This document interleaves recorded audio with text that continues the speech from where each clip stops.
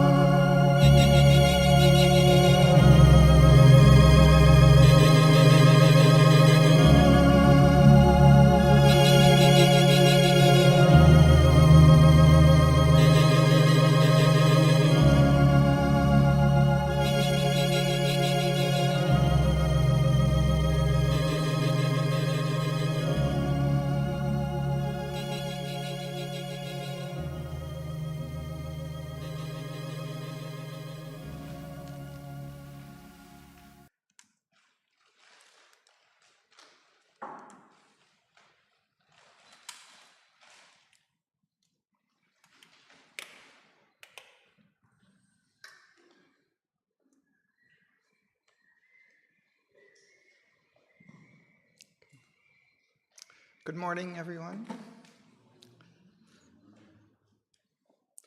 We're at the end of Canto 6 in Book 2, The Kingdoms and Godheads of the Greater Life. We're on page 199, and I don't have the line number, but about a third of the way down. 140? 940.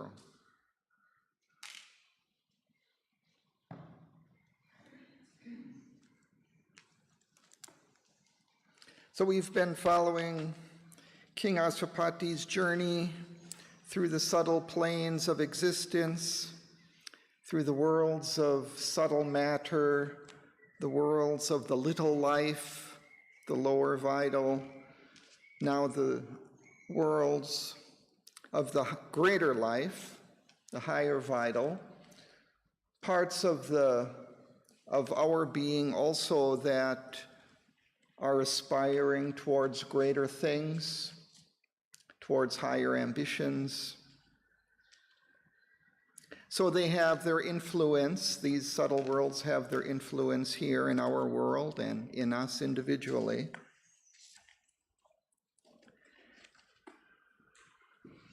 And one of the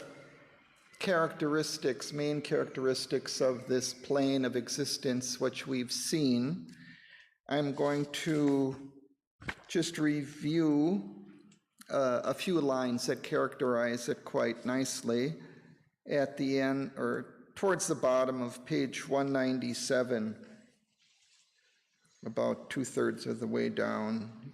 Sri Aurobindo says, 100 ways to live were tried in vain. A sameness that assumed 1,000 forms strove to escape from its long monotone and made new things that soon were like the old.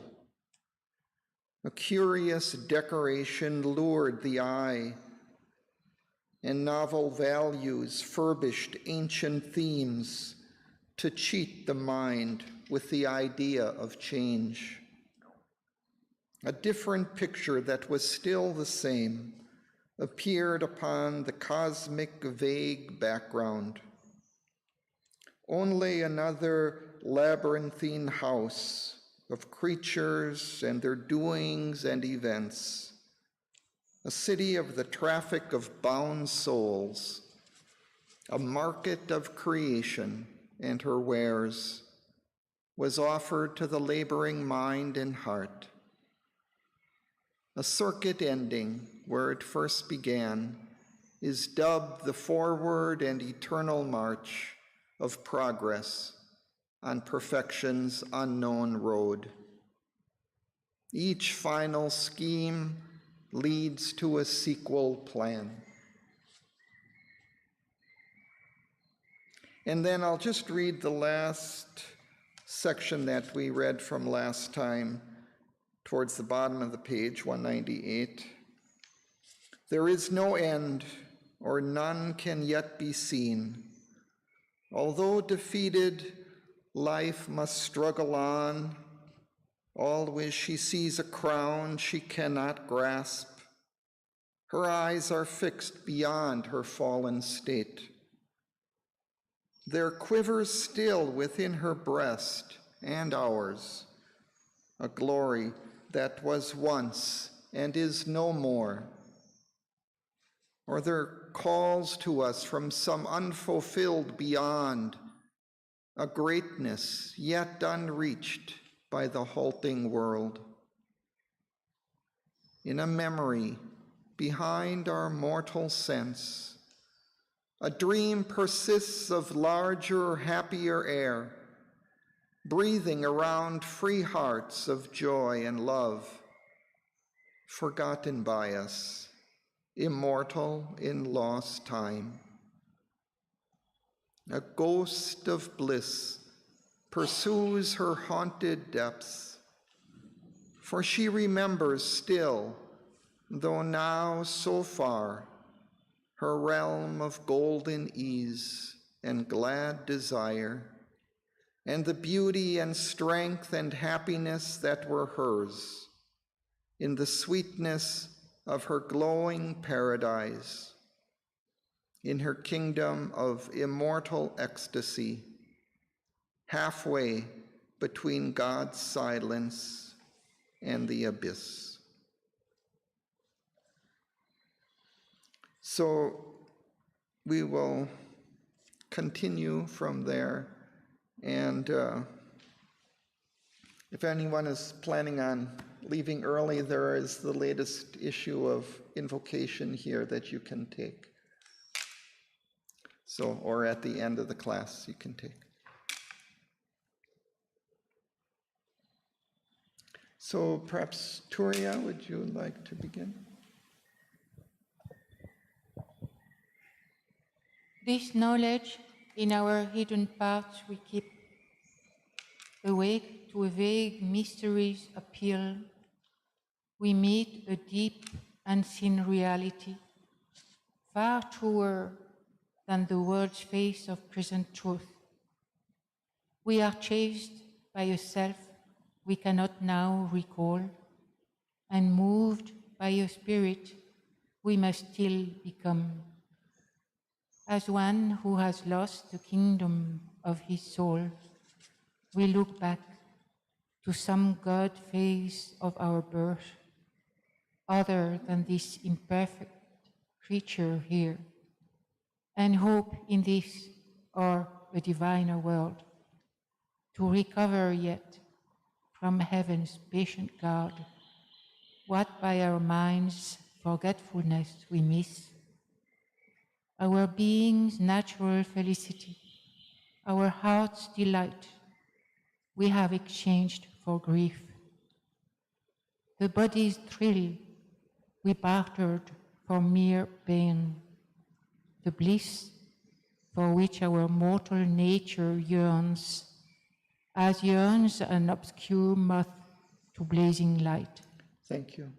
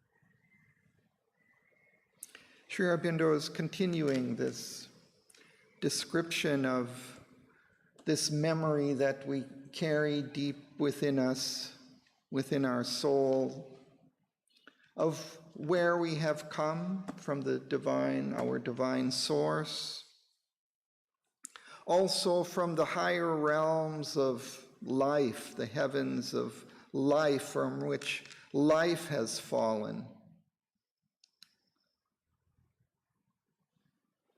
So we sense some of that perfection, beauty, bliss of that higher realm. Some memory lurks in us, deep within our soul. And so we continue striving for that. We keep trying to recreate that in our life.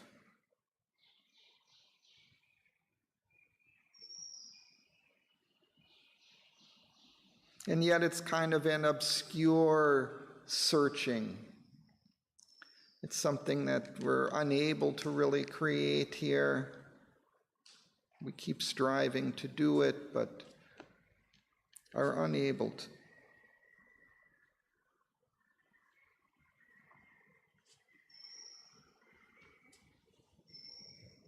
Tineke, would you continue? Our life is a march to a victory never won. This wave of being longing for delight, this eager turmoil of unsatisfied strength, these long far files or forward-striving hopes lift worshipping eyes to the blue void called heaven, looking for the golden hand that never came.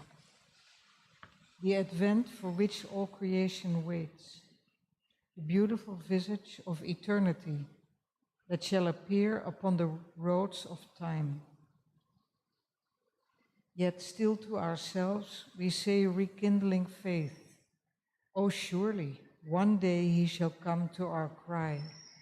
One day he shall create our life anew and utter the magic formula of peace and bring perfection to the scheme of things. One day he shall descend to life and earth, leaving the secrecy of the eternal doors into a world that cries to him for help and bring the truth that sets the spirit free, the joy that is the baptism of the soul, the strength that is the outstretched arm of love. One day he shall lift his beauty's dreadful veil, impose delight on the world's beating heart, and bear his secret body of light and bliss. Thank you.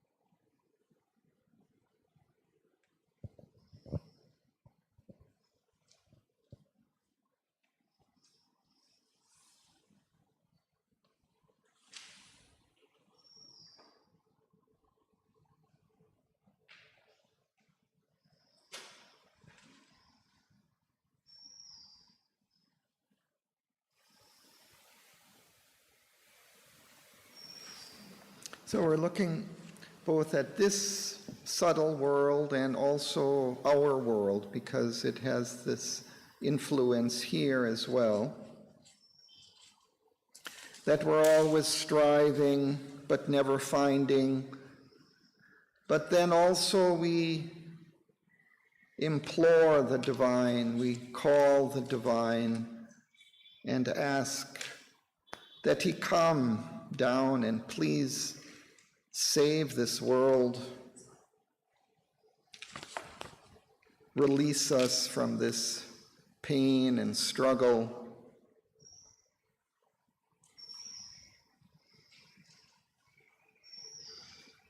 And here he even seems to refer to the incarnation of the divine, for he says, the advent for which all creation waits.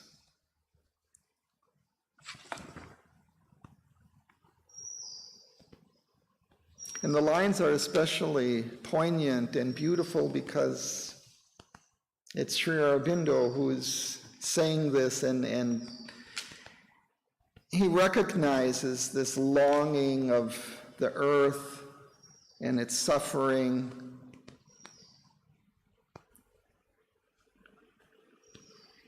And he understands its call to the divine to please come and rescue us. And he has come. It's interesting that I don't remember him doing this, where he says, "we say," and then he gives a quote. So he's talking about us and himself for that whole little section. Yeah. Does he do that? I don't think he does it anyplace else. Do you remember doing that? Yeah, no, not specifically, but. Yeah. So it's quite special. Self-talk.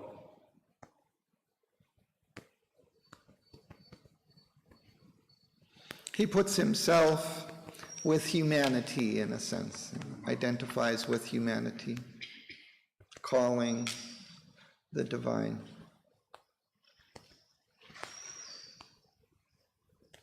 The avatar, too, has his human and divine sides to his being.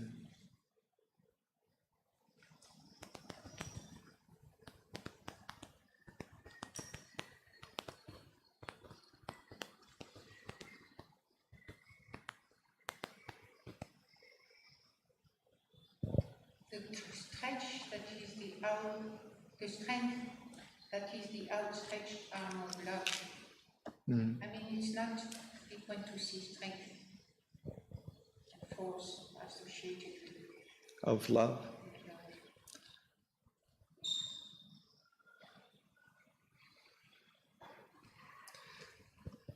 love. But that's what, in a sense, love does. It gives, it supports, you know. It helps.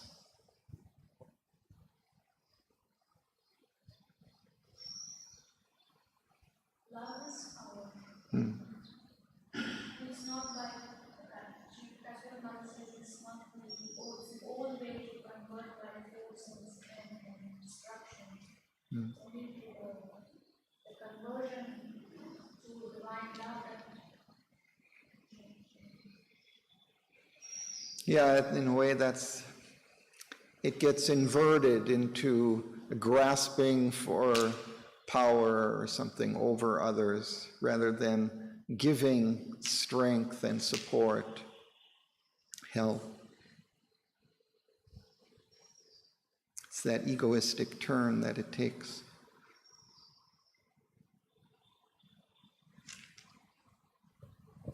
Surya, would you continue? And now we strain to reach. No, now we're at, but now we strain. To reach. Oh, yes. But now we strain. Correct. An unknown goal. There is no end of seeking and of birth. There is no end of dying and return. The life that wins its aim asks greater aims. The life that fails and dies must live again. Till it has found itself, it cannot cease. All must be done for which life and death were made. But who shall say that even then is rest? For their repose and actions are the same in the deep rest of God's supreme delight. In a high state where ignorance is no more, each movement is a wave of peace and bliss, repose, God's motionless creative force, action, a ripple in the infinite, and birth, a gesture of eternity. A sun of transfiguration still can shine, and night can bear its core of mystic light, the self-canceling, uplifting paradox into a self-luminous mystery might change. The imbroglio into a joyful miracle. Thank you. Let's pause.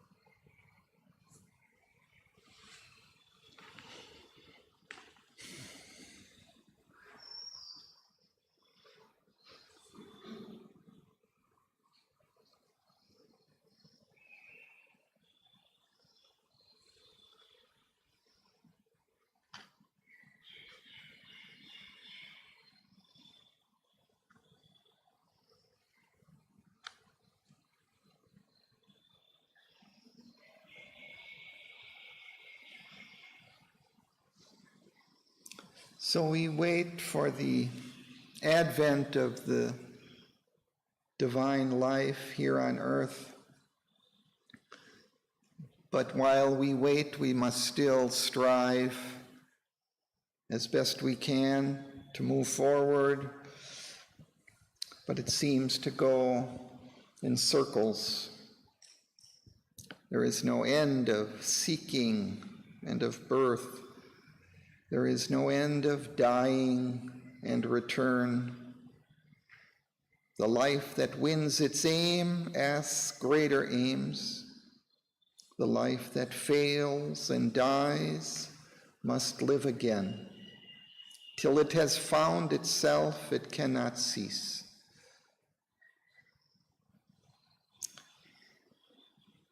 The life has to continue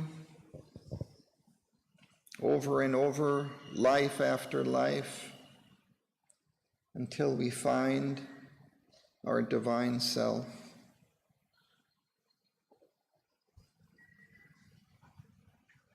All must be done for which life and death were made. And what is that?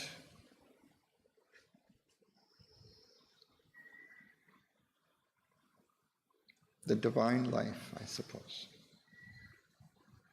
And he says, but who shall say that even then is rest? Maybe even then, when we have the divine life, we still must strive, we still must progress. There's still higher aims to achieve.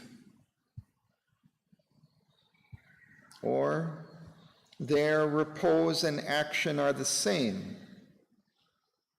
in the deep rest of God's supreme delight.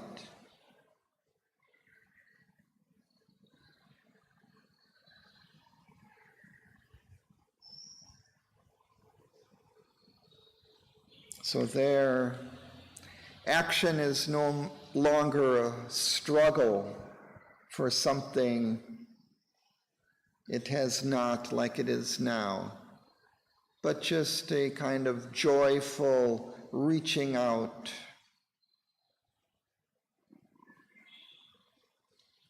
For some other greater delight.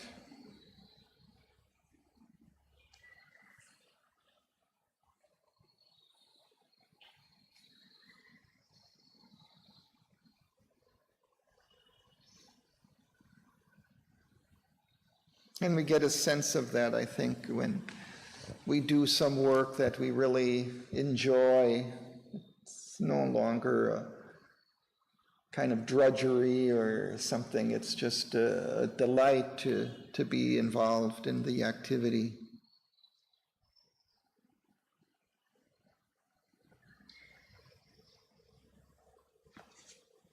So he describes that state. Each moment is a wave of peace and bliss, repose, God's motionless creative force, action a ripple in the infinite, and birth a gesture of eternity.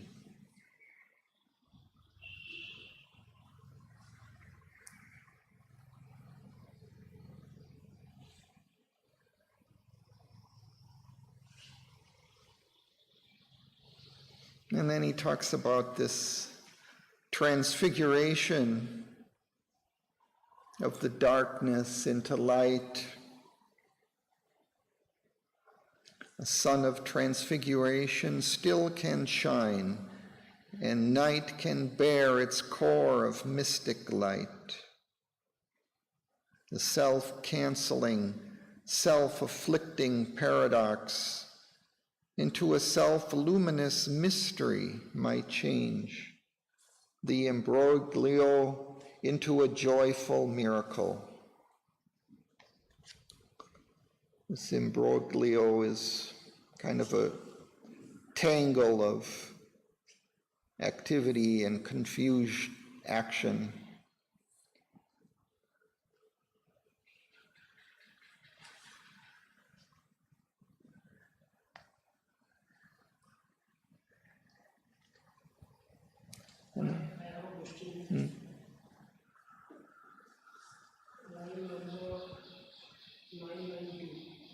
Can you read it? Because I don't have the numbers. Repose God's motionless creative force. Yeah. So just trying to understand because there are two contradictory concepts in one statement. Yeah. It's motionless. The divine is motionless.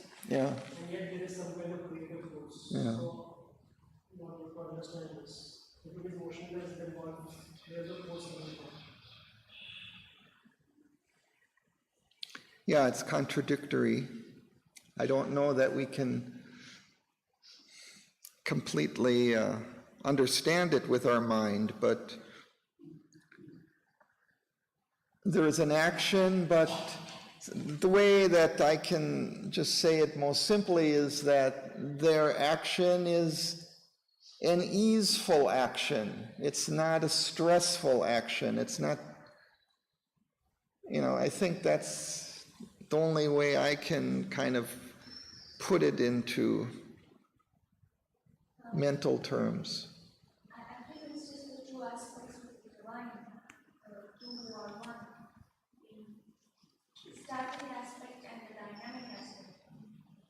In higher levels of consciousness, they're all more and more equal and intermingled, and it's the same. So it's when things are equal, it's harmonious. So it's more blissful, and more it gets distorted when it comes here. One is here, it's more action, because in the terrestrial evolution, you need the creative aspect. So it's essentially the same, but it's always in different degrees, and depending upon the degree of each element, there's harmony or disharmony, or the distortion of each element. So I think it's just explaining in my Well, doesn't it clarify it as it goes down? See, it goes down into the paradox. And so within that, you have the still point, where all is motion and all is still.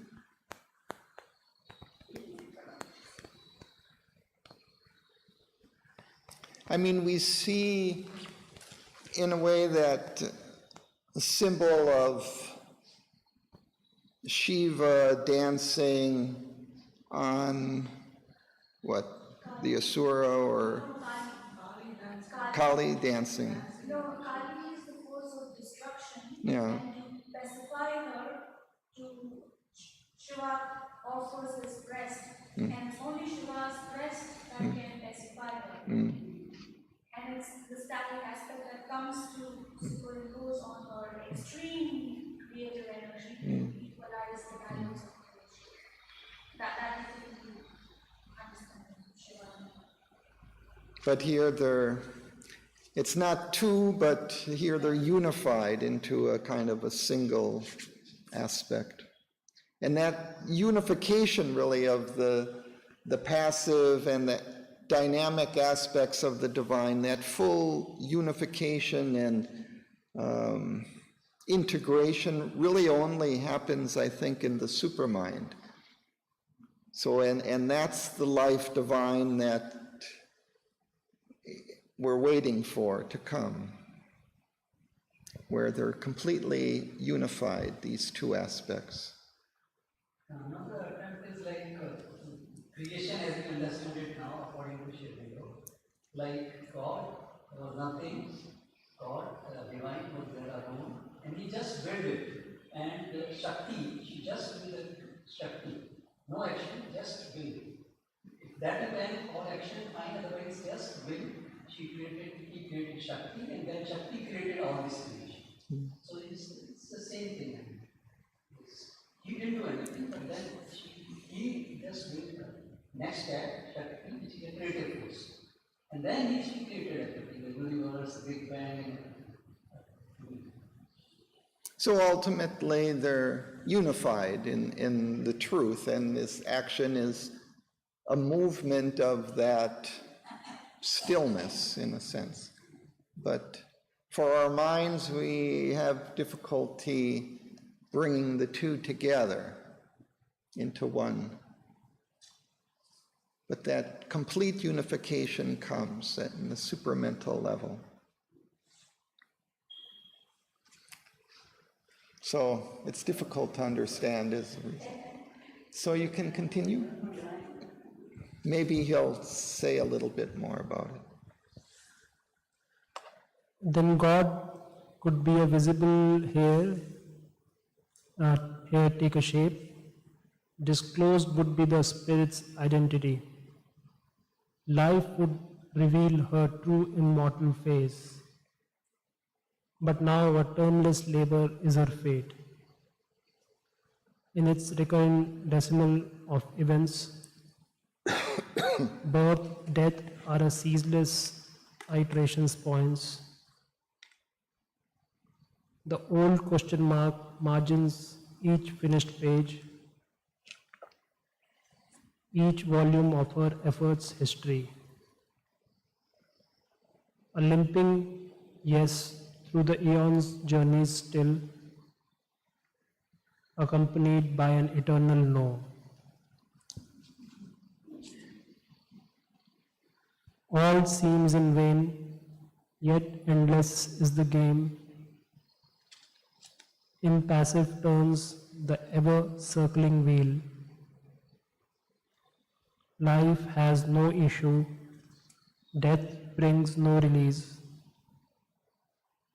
A prisoner of itself, the being lives and keeps its futile immortality.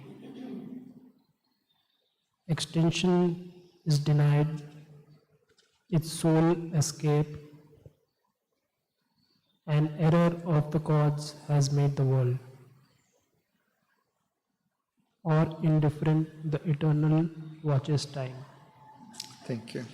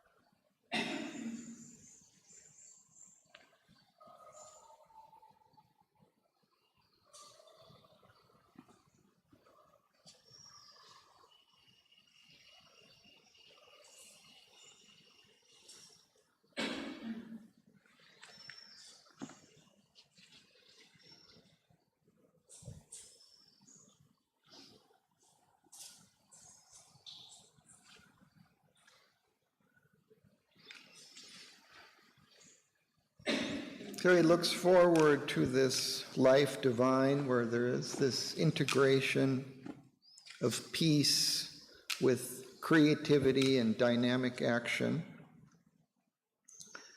where God would be visible, take a shape here, disclosed, would be the Spirit's identity, and life would reveal her true immortal face.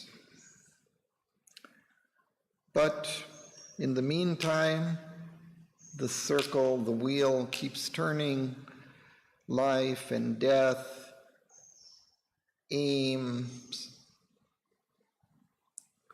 struggle, defeat, disappointment, renewed effort, just continues in this long, unending cycle.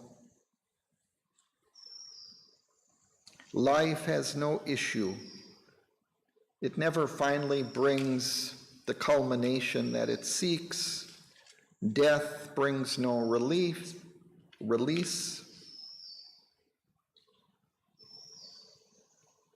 It just gives a period of rest, and then one is reborn into the thing again. A prisoner of itself, the being lives and keeps its futile immortality. It's immortal in a sense, but it just keeps coming back, and it never really brings any satisfaction, fulfillment.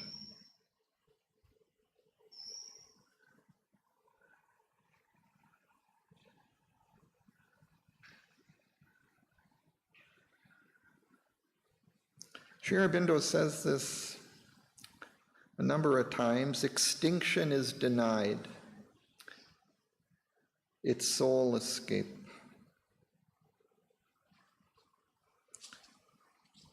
I don't know if he doesn't actually believe in that possibility or what. He talks of it as maybe only when there is this spiritual realization, then one can perhaps choose not to come back. But until then, one must.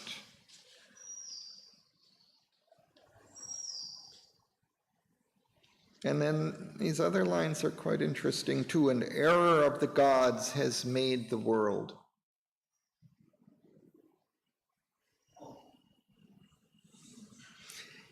And you know, the story that Nietzsche sometimes brings up about the four original gods who turn into their opposites, right? And then the mother has to go back to the divine and say, look what a mess they've made here. And then the next second gods come in order, and the divine itself descends into the inconscient to lead it up again into the spirit, into the realization of the divine. So it seems almost to allude to that story of the error of these original gods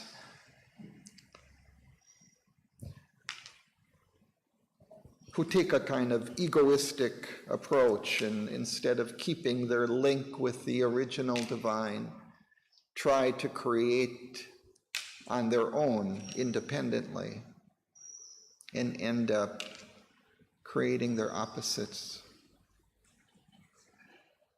Or indifferent, the eternal watches time. That also seems to be a reality, a state, the spirit standing back, observing but not intervening in the course of the world and its evolution, waiting for it to come to the point where it can find its fulfillment.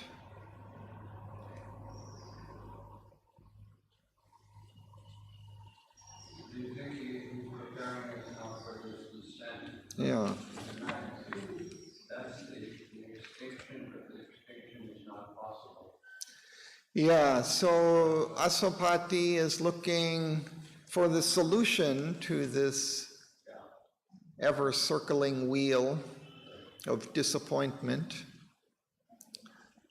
And this indifferent internal is an option that some people take, but it's not viable either.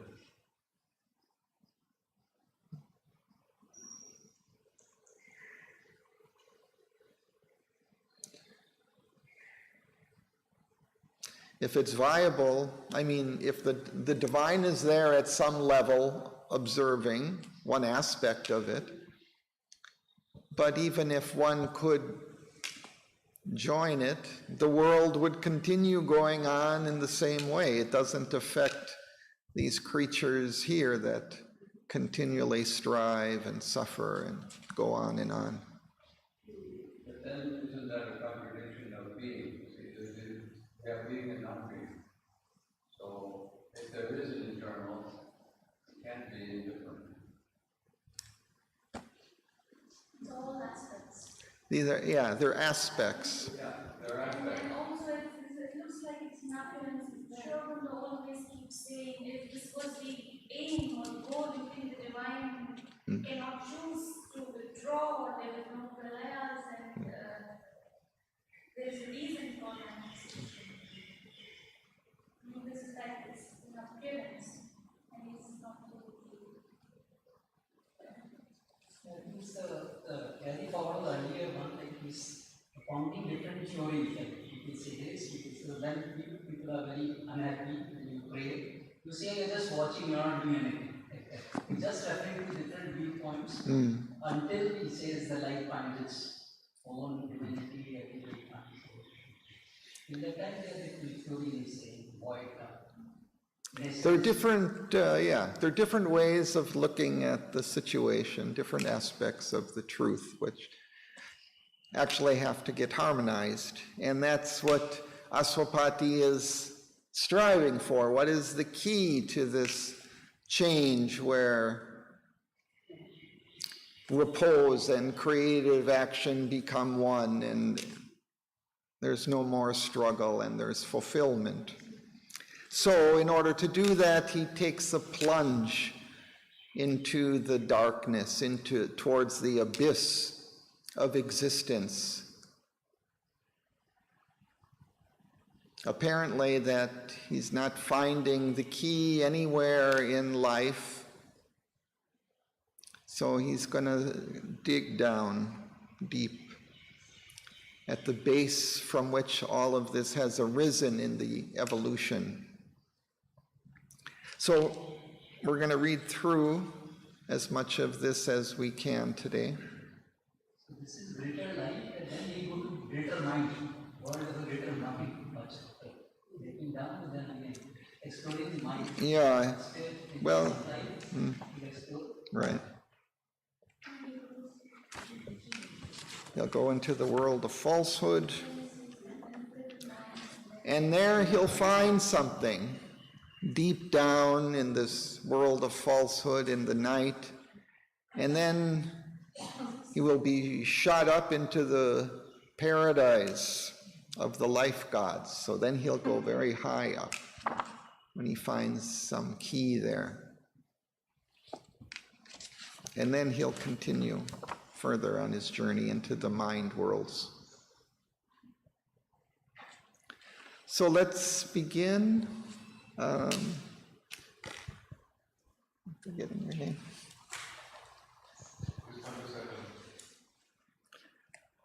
What? It's Canto 7. Correct. The mind, what? The descent into night. Yeah. A mind absolved from life made calm to now. A heart divorced from the blindness and the pangs. The seal of tears, the bond of ignorance.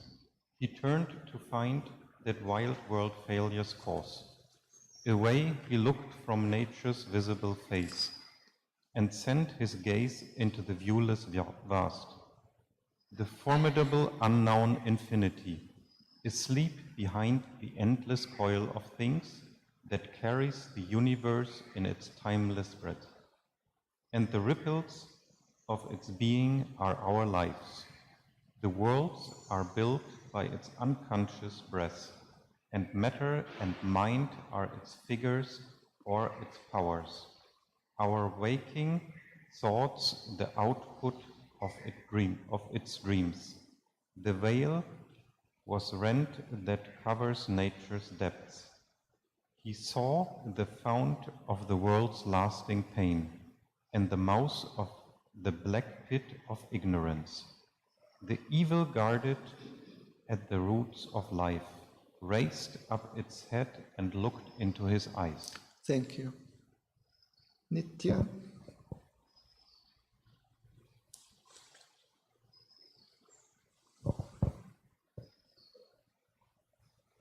On a dim bank where dies subjective space, from a stark ridge overlooking all that is, a tenebrous awakened nescience, her wide blank eyes wondering at time and form, stared at the inventions of the living void, and the abyss whence our beginnings rose.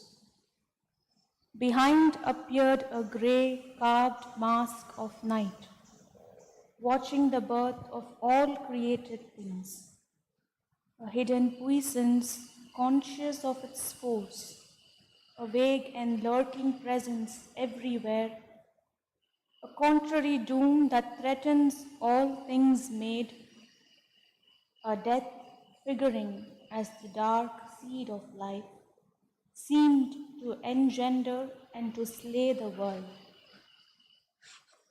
Then from the sombre mystery of the gulfs, and from the hollow bosom of the mask, something crept forth that seemed a shapeless thought.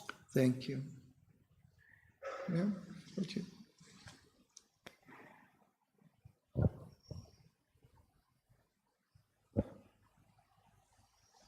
A fatal influence upon creature's soul, whose lethal touch pressured the immortal spirit. On life was laid the haunting figure of death, and overcast with error, grief, and pain. The soul's native will for truth and joy and light. A deformation coiled that claims to be the begin's very truth, nature's truth divine. Hostile and preventing mind, diverting mind at work in every corner, ends cost of conscious life, corrupted truth with her own formulas.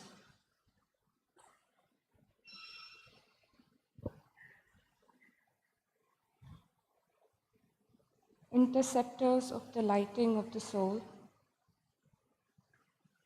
afflicting knowledge with the hue of doubt, it captures the oracles of the occult God, effaced the signpost of life's pilgrimage, cancelled the firm rock edicts craved by time, and on the foundations of the cosmic law, erected its bronze pylons of misrules. Thank you. Next.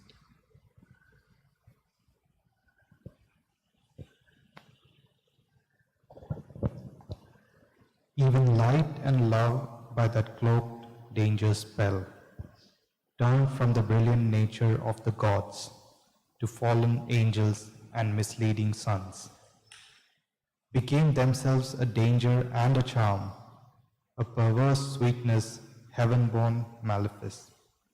Its power could deform divinest things, a wind of sorrow breath upon the world.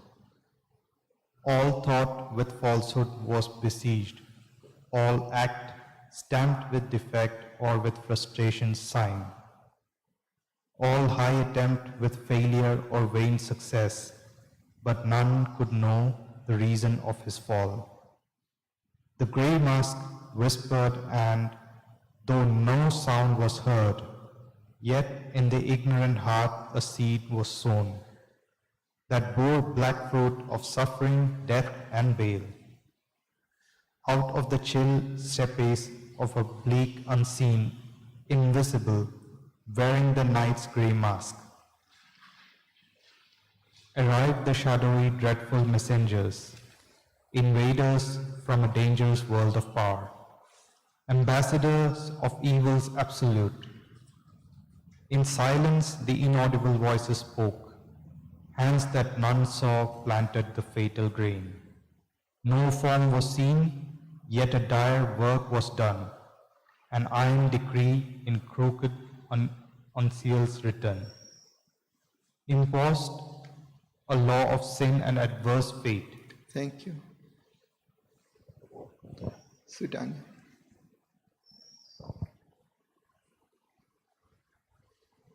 Life looked at him with change and sombre eyes. Her beauty he saw, and the earning heart in things, that with a little happiness is contained, answering to a small ray of truth or love.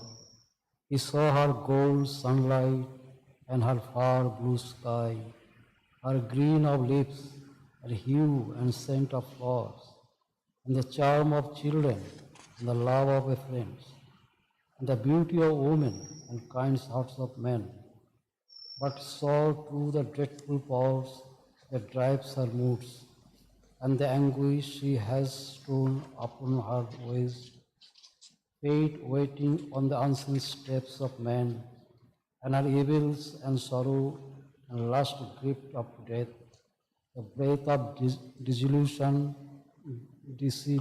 and decadence, corrupting watch for life's maturity, and made to rot the full grain of the soul. Progress become a purveyors of death, a world that clings to the laws of strained light, cherishes the putrid crops of death fruit, hail twisted forms as things free, new and true. Beauty from ugliness and evil drank, feeling themselves guests at a banquet of gods, and tasted corruptions like a high-priced food. Thank you.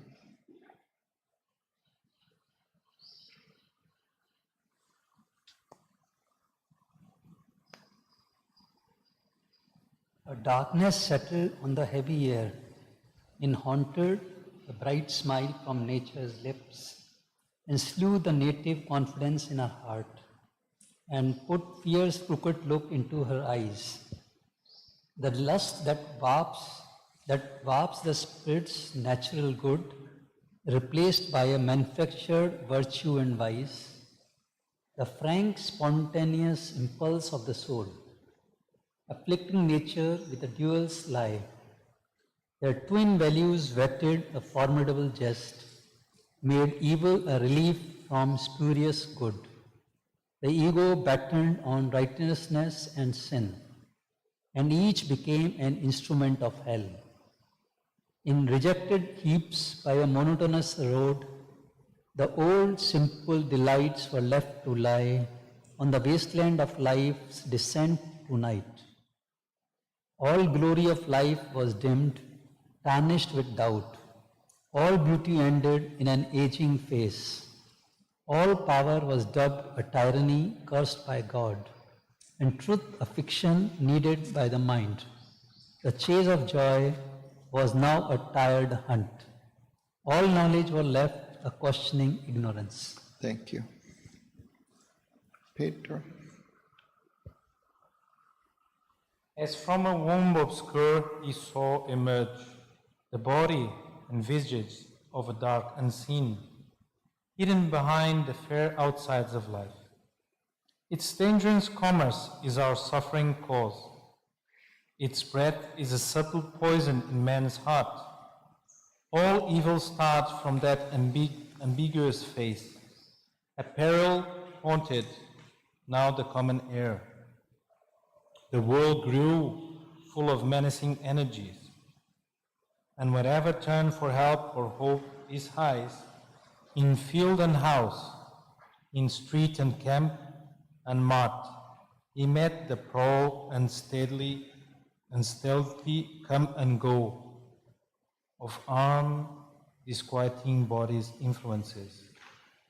A march of goddess figured dark and made alarmed the air with grandiose unease. Paling footsteps drew invisibly near. Shapes that were threat invaded the dim light. An ominous being passed him on the road, whose very gaze was a calamity. The charm and sweetness, sudden and formidable, faces that raised alluring lips and eyes, approach him armed with beauty like a snare, but hid a fatal meaning in each line, and could in a moment dangerously change. But he alone discerned that screen attack. A veil upon the inner vision lay. A force was there that hid its dreadful steps. All was believed, yet thought itself truth. All were beset, but knew not of the siege, for none could see the authors of their fall. Thank you.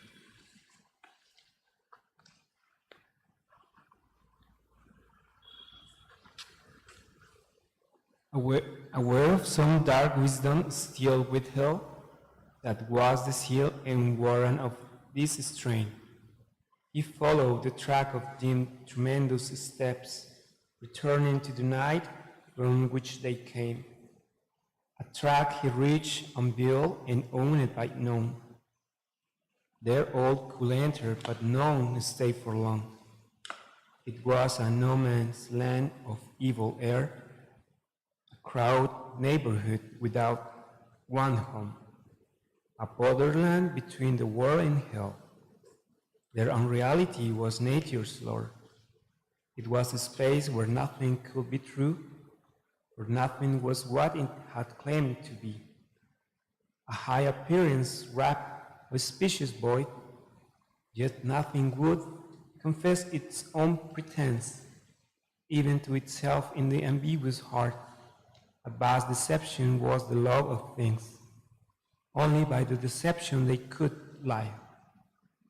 An unsubstantially nihil guarantee, the falsehood of the forms this nature took, and made them seem a while to be in life. Okay, thank you.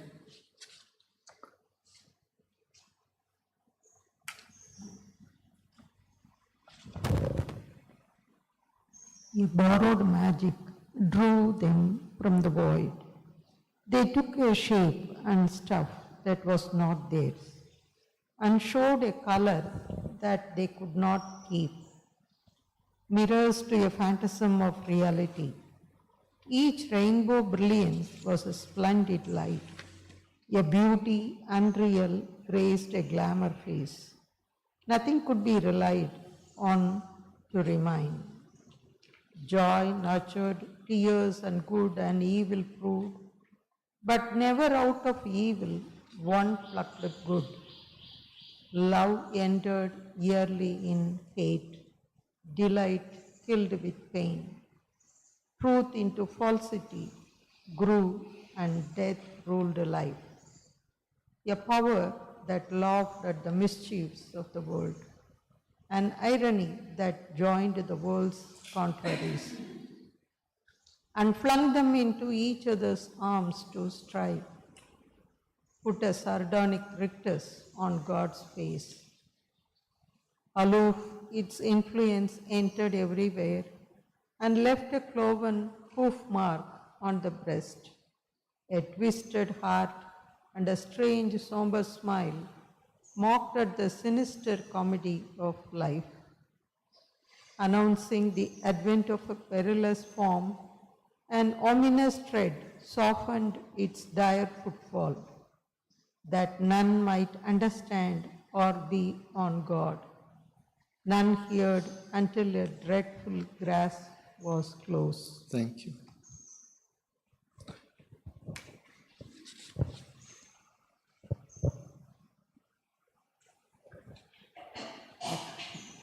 Or else all our good a divine approach, on air of prophecy felt, a heavenly hope. Listen for a gospel, watch for a new star. A fiend was visible but cloaked in light. He seemed a helping angel from the skies. He armed and truth with the scriptures and the law. He disciplined with wisdom, with virtue, slew the soul, and led to perdition by the heavens warfare.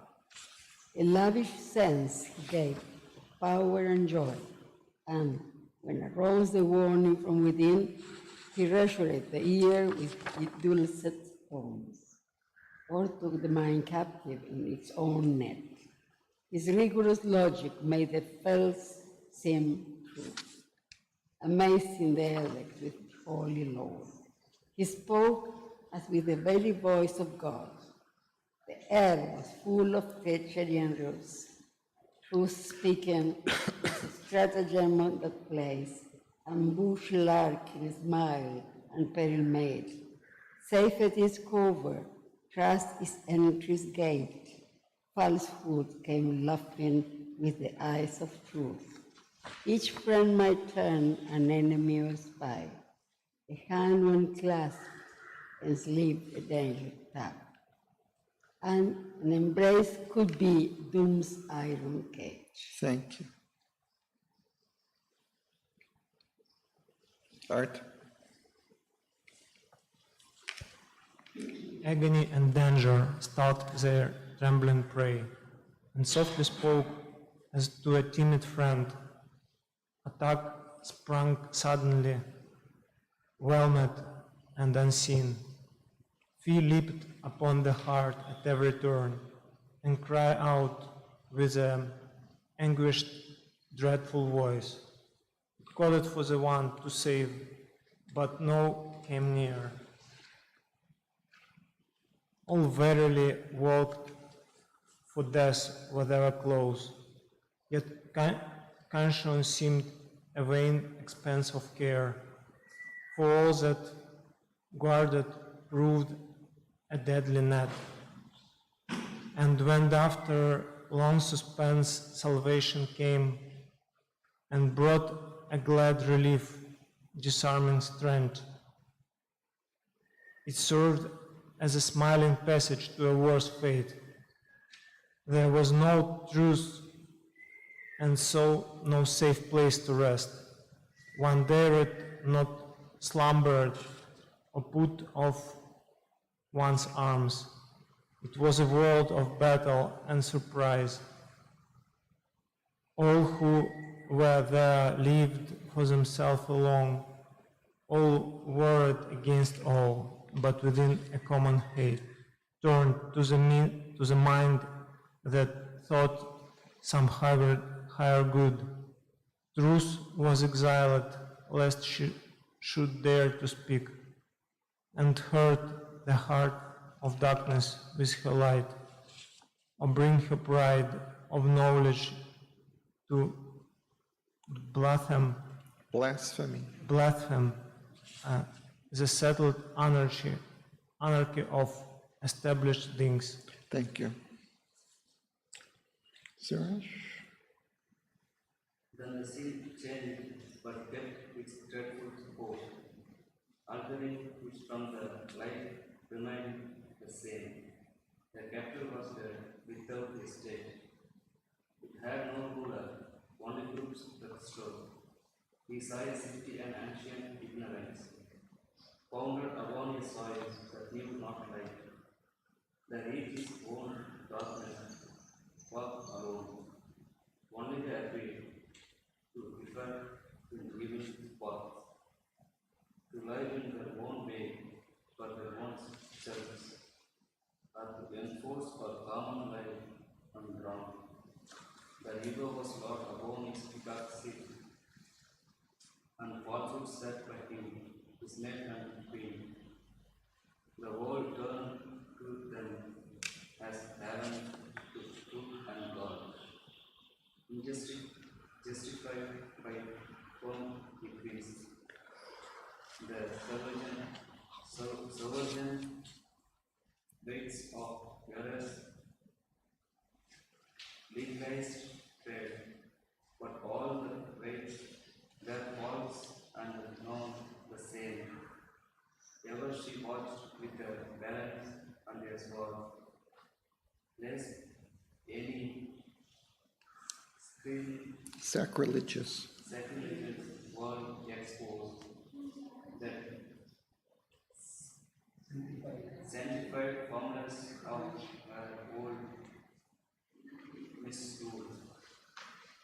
In high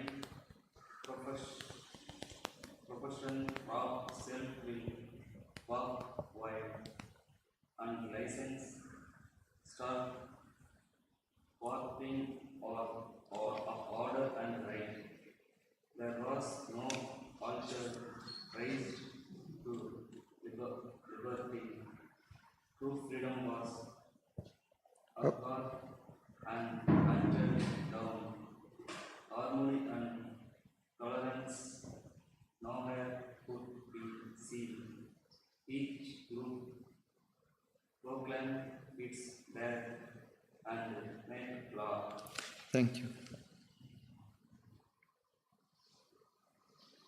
A frame of ethics knobbed with scriptural rules, or a theory passionately believed and praised, a table seemed of high heaven's sacred code. A formal practice, mailed and iron-shod, gave to a rude and ruthless warrior kind, drawn from the savage bowels of the earth, a proud, stern poise of harsh nobility, a civic posture rigid and formidable. But all their private acts belied the pose. Power and utility were their truth and right. And ego rapacity clawed its coveted good. Beaks pecked and talons tore all weaker prey. In their sweet secrecy of pleasant sins, nature they obeyed, and not a moralist God. Inconscient traders in bundles of contraries, they did what in others they would persecute when their eyes looked upon their fellows' vice. And indignation flamed a virtuous wrath, oblivious of their own deep-hid offense. Mob-like, they stoned a neighbor caught in sin. Tria?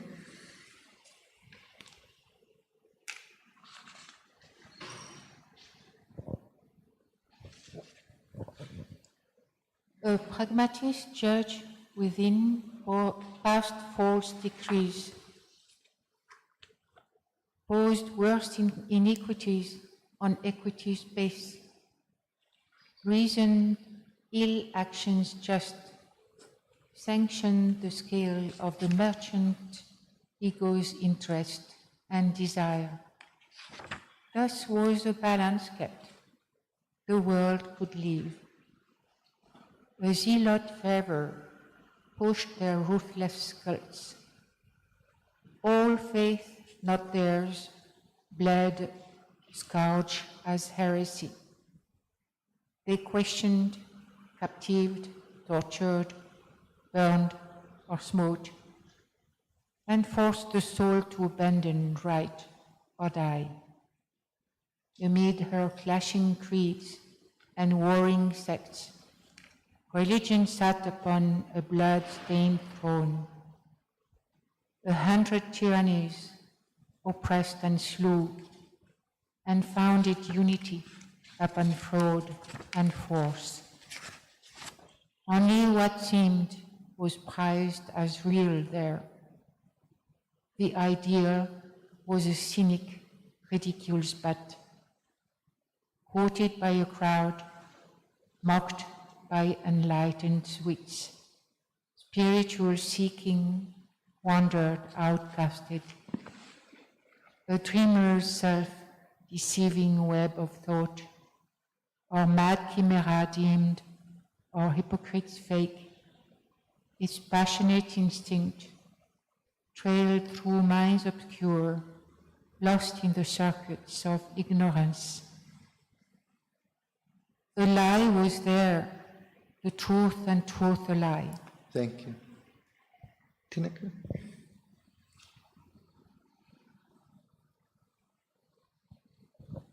Here must the traveler of the upward way, for daring hell's kingdoms, wind the heavenly route, pause or pass slowly through that perilous space, a prayer upon his lips and a great name. It probed not all discernment's keen spear point. He might stumble into falsity's endless net.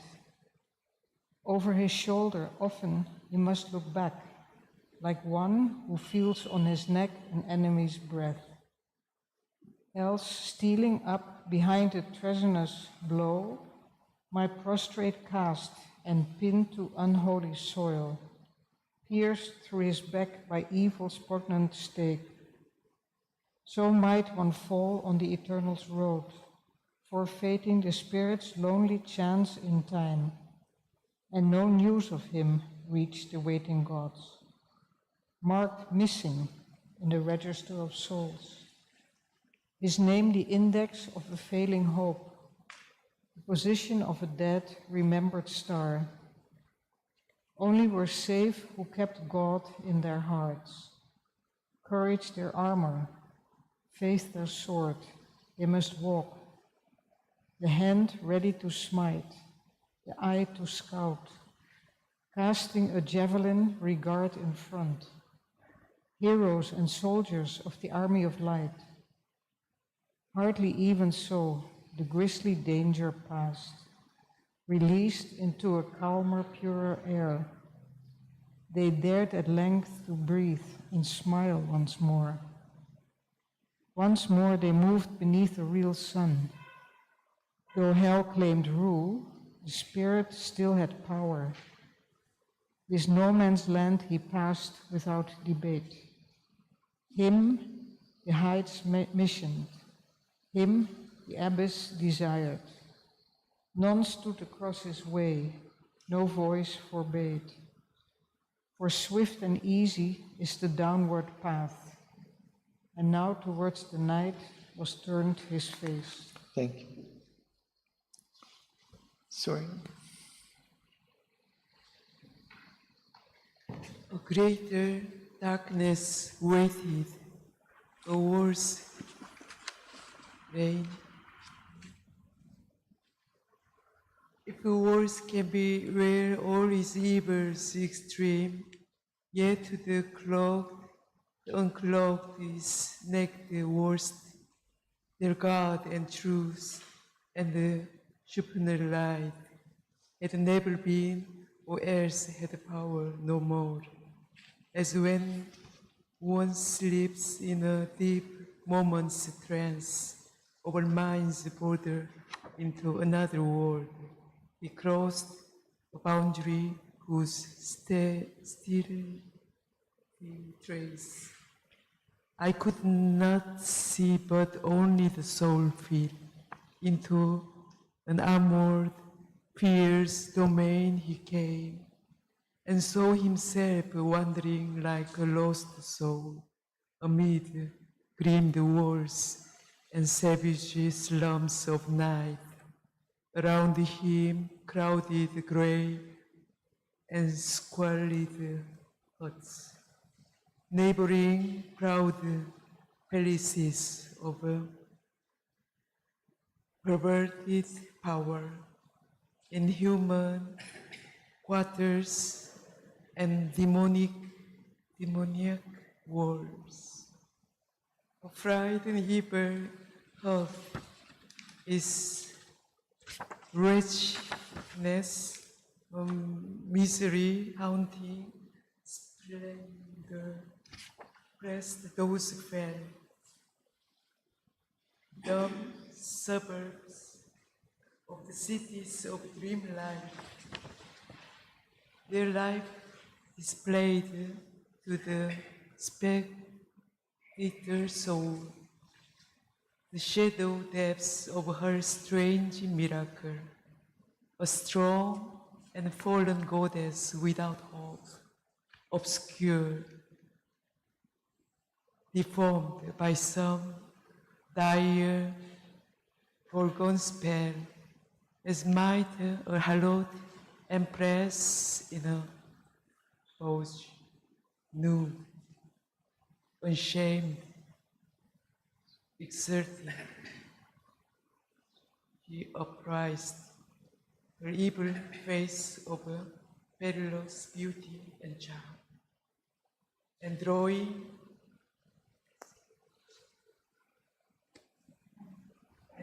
Penny to a shuddering kiss twixt the magnificence of her fatal breast, allured to their abyss, the spirit fall across. No, thank you. Devashish.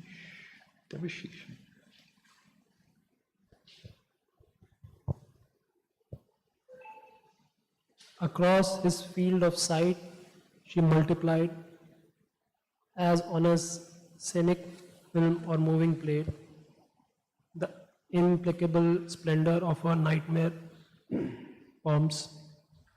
On the dark background of a soulless world, she staged between a lurid light and shade, her dramas of the sorrow of the depths, written on the agonized nerves of living things, epics of horror and grim majesty, wry statues spat and stifled in life's mud.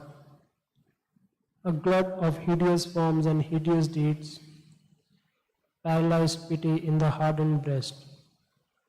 In boots of sin and night repairs of vice, styled infamies of the body's concupiscence, and sordid imaginations edged in flesh, turned lust into a decorative art.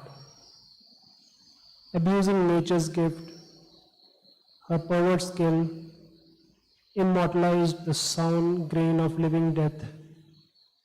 In a mud goblet poured the batched wine, to a satire gave the thyrsus of a god.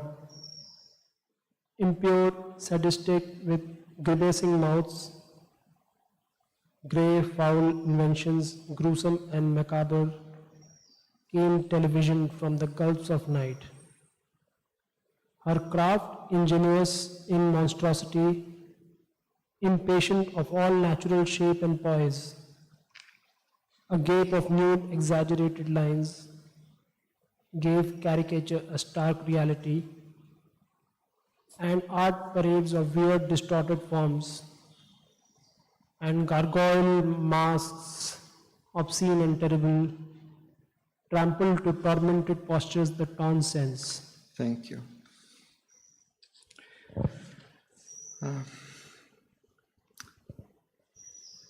Okay, we'll continue. An inexorable evil's worshipper, she made villainous great and sublimate filth. A dragon power of reptile energies and strange epiphanies of groveling force.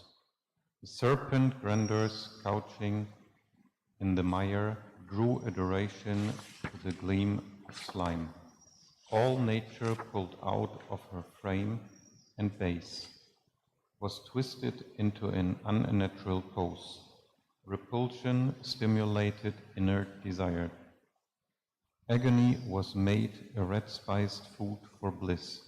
Hatred was trusted with the work of lust, and torture took the form of an embrace. A ritual anguish consecrated death. Worship was offered to the undivine. A new aesthesis of Inferno's art that trained the mind to love what the soul hates, imposed elegance on the quivering nerves, and forced the unwilling body to vibrate, too sweet and too harmonious to excite. And the regime that soiled the being core, beauty was banned, the heart's feeling dulled to sleep, and cherished in their place sensation's thrills. The world was probed for Jet's sense appeal. Thank you. Next, would you?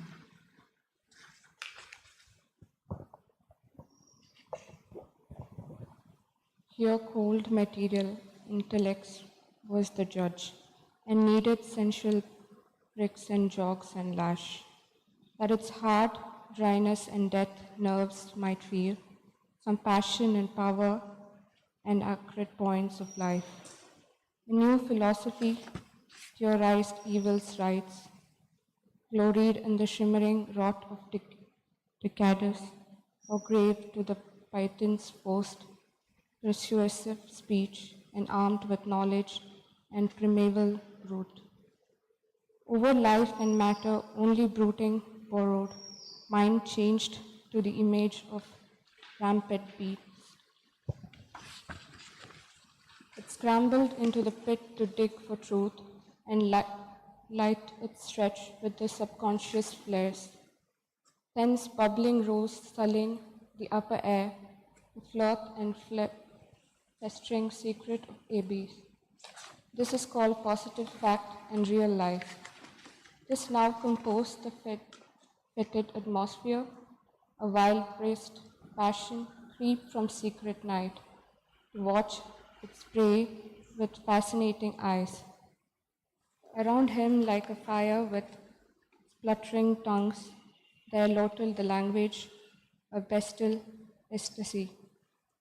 The air was packed with longing broods and frays, crowding and stinging in the moisturous swamp, rushed with a nauseous hum into his mind. Thoughts that could poison nature's harvestous breath, forcing reluctant lids, essayed the sight. Acts that revealed the mystery of hell, all that was there was in the pattern made. Thank you. Let's, I think we stop at this point.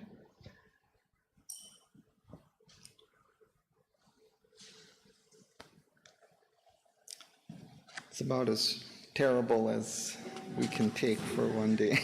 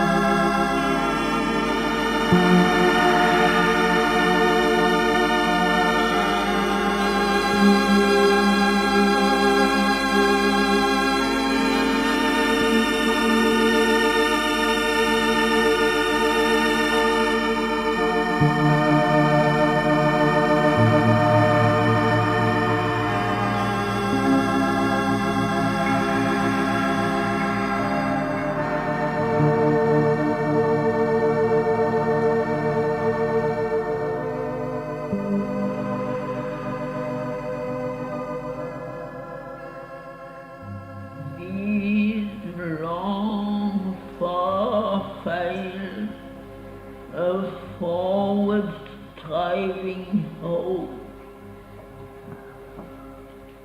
lift worshipping eyes to the blue void called heaven.